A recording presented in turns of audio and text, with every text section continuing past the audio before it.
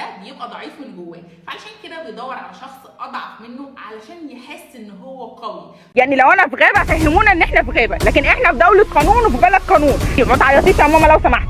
بساعد والدتي بتسليم ارضها. ليه شايفاني بطلة؟ جامد.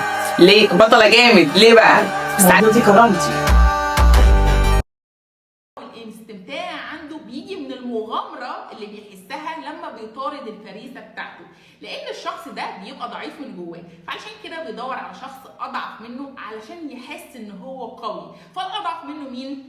البنت. بعد ما بيبقى متعود إن هو بيعمل كده مع بنات وخلاص المجتمع وافق وصدق إن هو بيعمل كده علشان البنات هم السبب، شوية كده بيزهق من البنات، فبيروح لمين؟ بيروح لحد تاني أضعف منه برضه بس نوع مختلف علشان يجدد شعور النشوة والإثارة اللي بيلاقيها مع المطاردة. فهو مش هيطارد بنات عشان هو زهق واتعود ومخه اتكيف على كده. هشرح لكم ده بشكل مختلف.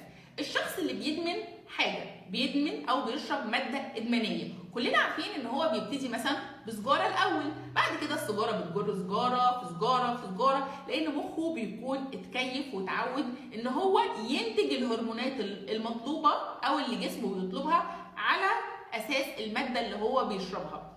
لما مخه بيتعود على المادة دي بيطلب منه زيادة، فبيقعد يشرب كتير واكتر، وبرده جسمه ما بيهداش ومخه بيفضل يديله اشارات ان هو تعبان، هو عايز يرتاح، فبيروح ينقل على مادة ادمانية اقوى واخطر، فبالتالي بيعوض النقص اللي هو حسه مع المادة اللي اتعود عليها، بيعوضها بالمادة الإدمانية الجديدة، وبرضه مخه بعد شوية بيتعود عليها مرة على مرة على مرة، بعد كده بيبقى عايز ينقل على غيرها وهكذا. واحنا عارفين الإدمان بيعمل ايه في صاحبه.